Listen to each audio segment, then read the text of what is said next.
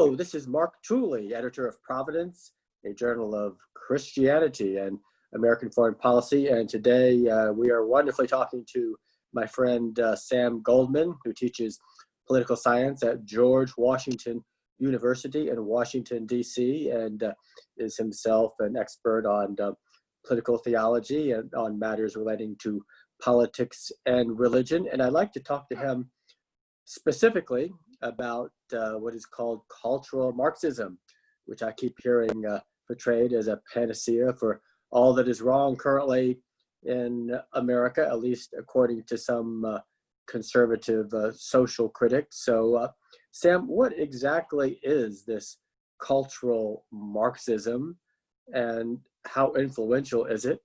Where does it come from? Well, cultural Marxism is a term that's become a sort of shorthand for the ideas and influence of a group of German emigre intellectuals known as the Frankfurt School. The Frankfurt School was not a school that you could attend.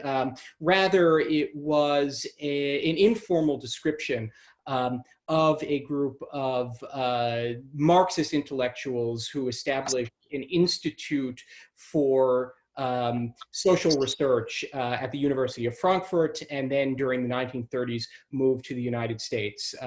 First to New York, where they were affiliated with Columbia University, and then to California, where they were based in Los Angeles. The most famous figures associated with the Frankfurt School, so-called, are Theodor Adorno and his co-author Max Horkheimer, Herbert Marcuse, who really plays a key role in accounts of cultural Marxism, but also some less familiar figures like the legal scholar Otto Kirchheimer, or the literary scholar Leo Lowenthal.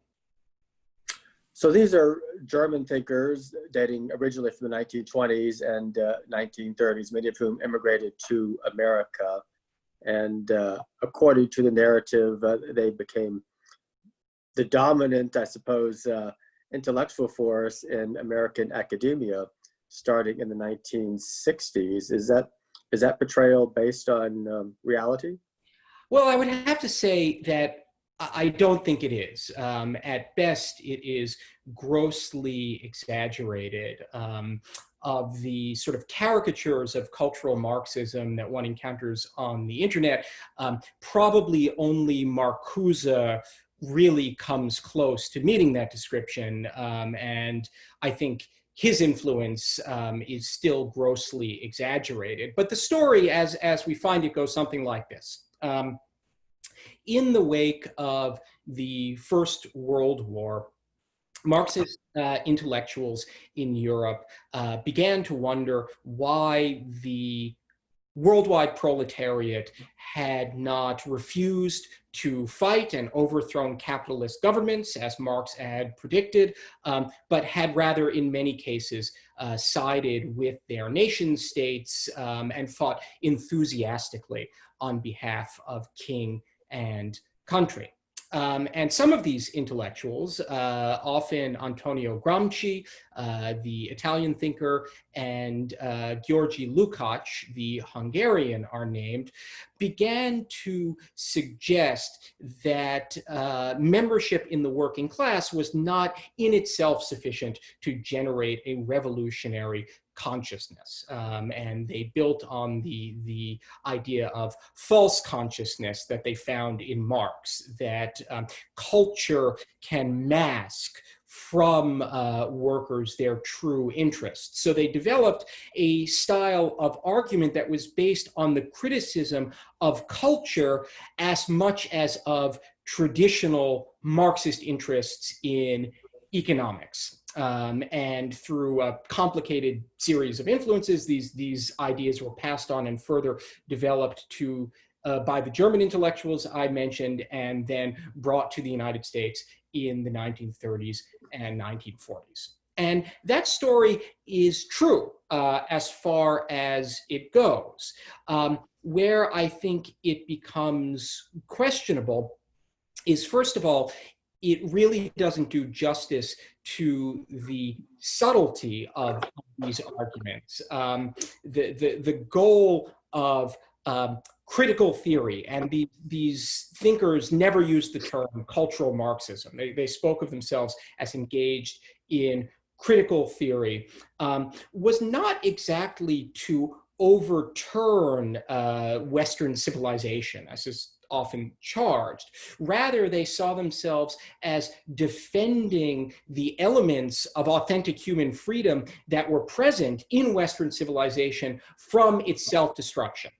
Which they saw, first of all, in Nazi Germany, but increasingly by the 1940s saw also in the Soviet Union. And that's an important element here, although they continued to identify as Marxists to one degree or another. Most of these thinkers were anti-Soviet and even anti-communist to the extent that that meant communist parties aligned with Moscow.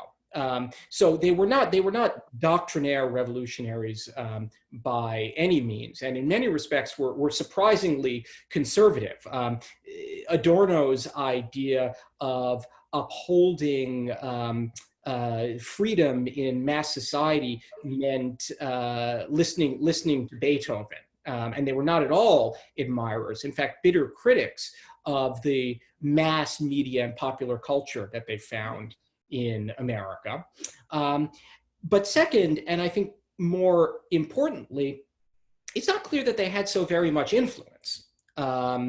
They did have a important, although somewhat complicated role in American academia. And I think that if you are looking for the strongest evidence of influence of the Frankfurt School or critical theory today, you would find it in American universities. But it's just not plausible to me, as is suggested by people who have used this idea. William Lind was probably the first really to put it into broad circulation among conservatives. Patrick Buchanan and others have used it since then.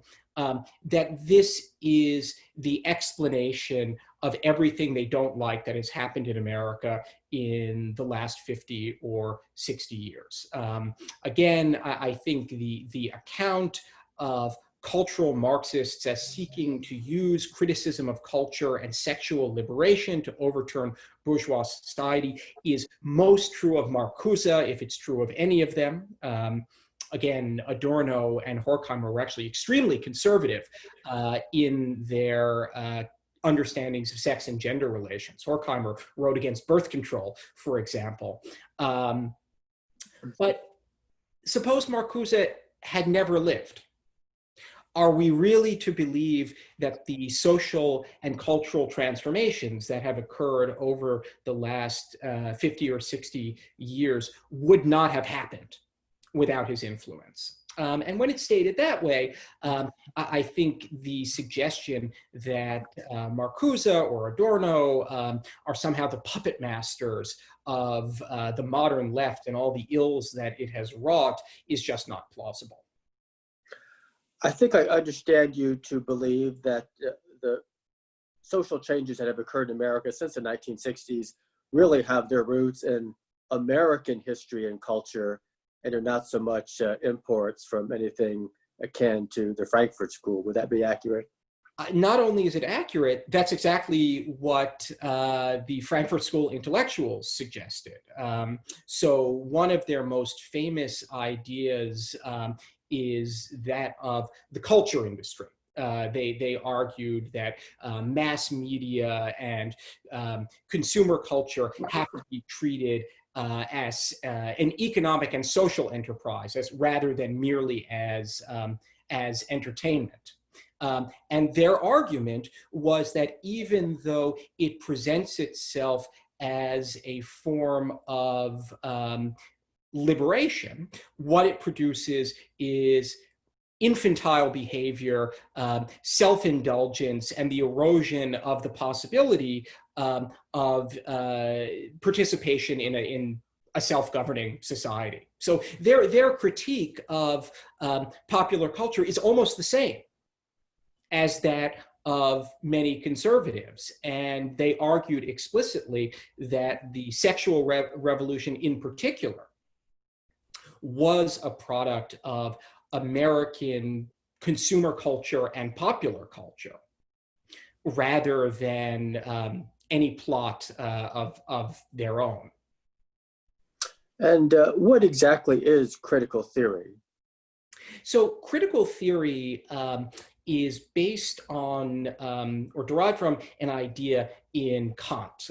Kant, of course, is most famous for presenting his philosophy as a series of critiques, the critique of pure reason, the critique of practical reason, and the critique of judgment. And what Kant was getting at when he presented his philosophy as an exercise in critique was that philosophy does not create its own object. It's always dealing with something that it can't create. And in his case, these were the different faculties of the mind, or the different features of consciousness. What critical philosophy or critical theory as it developed in the 20th century tries to do is to apply the same insight to culture and society. The idea is that you can't just dream up from the abstract what you think the ideal form of social order is. Rather, you have to position yourself relative to existing institutions and social forms and figure out how they got to be the way that they are, and as the critical theorists believed, what tendencies they contain within themselves that will tend to undermine or explode or to degrade them. So that's really what they meant by critical theory. It's not critical theory in the sense of being negative or debunking.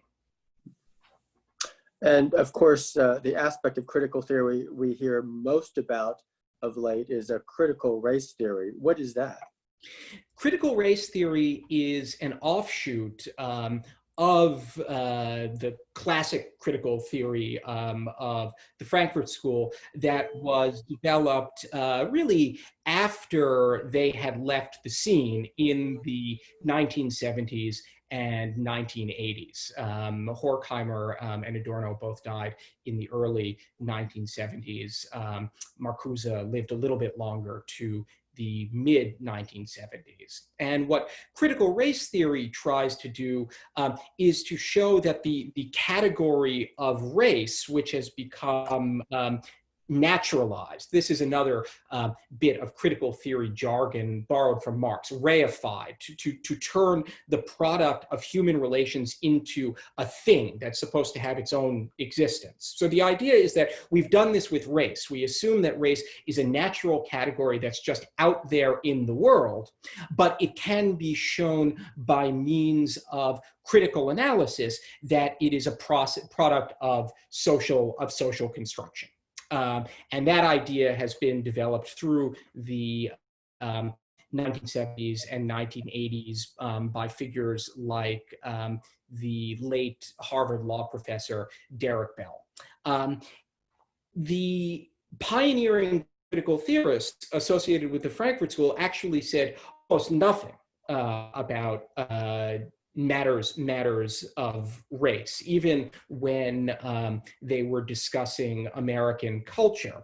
And when they did, again, I think to the surprise of some people who know them only by reputation, they were not very politically correct. Adorno, whose interest in classical music I mentioned, he was actually a trained, wrote an infamous essay on jazz in which he says that music of the brothels and slums, which is stirring up people's sexual emotions, not even so that they can find sexual gratification, but so that they will spend money. They will go to nightclubs and buy drinks and buy records and buy fancy clothes. That's an example of the critique of the culture industry. But ideas are not always used in ways that reflect the beliefs or intentions of those who develop them. And that's where the connection to so-called critical race theory exists. And what would a conservative critique of critical race theory say? Well, I think there are different critiques, and I certainly couldn't speak for all of them. My own view would be that what critical race theory tends to do is create a sense of sin or wrongdoing without the possibility of forgiveness. And you and I have talked about this before, how some of the recent efforts in racial reconciliation end up looking like whether that's necessarily a tendency of critical race theory, I'm not sure, because it's a very general term that has been developed in all sorts of ways that many of its authors would not have approved. And I think going back to someone like Adorno, he would not have been shocked that critical race theory has spawned a race relations industry in which you pay a lot of money to someone like Robin DiAngelo to tell you how to assume responsibility for your racism. On Adorno's account, and as suggested by his analysis of the culture industry, that's exactly what capitalism does. It turns this profound moral dilemma into a business opportunity. But I think the question of how these tensions are to be overcome or dealt with looms over the whole enterprise. And this was actually one of the fundamental critiques of critical theory and of the Frankfurt School by more traditional Marxists who held out hope for a revolution of the proletariat that would establish a literal socialist state. They said, in effect, these people are intellectual pessimists. They think you can never fix anything, you can never do anything. All you can do is engage in philosophical criticism. And one can understand why that might seem deflating and even depressing. And it's not very Marxist, is it, to say that there is no solution for the grievance? Well, I mean, this is one of the odd things about the term cultural Marxism, because clearly these figures we're discussing were in the Marxist tradition, and they would be the first to tell you about it. But they diverged so far from the main currents of that tradition that it is, I would say, true, but in many ways misleading to describe them as Marxists. And again, even though they were bitter critics of capitalist modernity in general and the United States in particular, they were also bitter critics of the Soviet Union and the political Marxist project, which they saw correctly as leading to a form of terror and oppression that was barely distinguishable from that of the Nazis. So what is a better terminology to use? So many conservatives describing cultural Marxism as this broad explanation for everything that troubles them in American culture. What's a better way to describe their concerns that would be more accurate historically and in terms of the present reality? Well, I think it's important to be specific. And the problem with the term cultural Marxism, at least as it has been used, is that it becomes a kind of catch-all. And you see this in some of Pat Buchanan's books where he uses the term. And there's this long litany of terrible things that are all supposed to be the consequence of cultural Marxism. In cases where there is a fairly direct connection between critical theory and specific ideas or practices or institutions, I think that's a fine connection to make. And as I have written, for the American conservative a few years ago, I think academic policies on speech restriction, which are no longer so academic, do have a pretty direct connection to the criticism of free speech that Marcuse developed in a famous essay on what he called repressive tolerance. So in that case, there really is a connection, and it's important to talk about. But I don't think that critical theory or cultural Marxism has anything to do with the sexual revolution or its various consequences. And it seems to me that it's in that setting where it's most often used. Now, you're a political scientist who is conservative, teaching at a major private university that would not be called conservative. Do you feel like you're just surrounded by cultural hostility, or is it much more complex than that? It's much more complex than that. These things vary a great deal, not only by university, by particular institution, but also by discipline.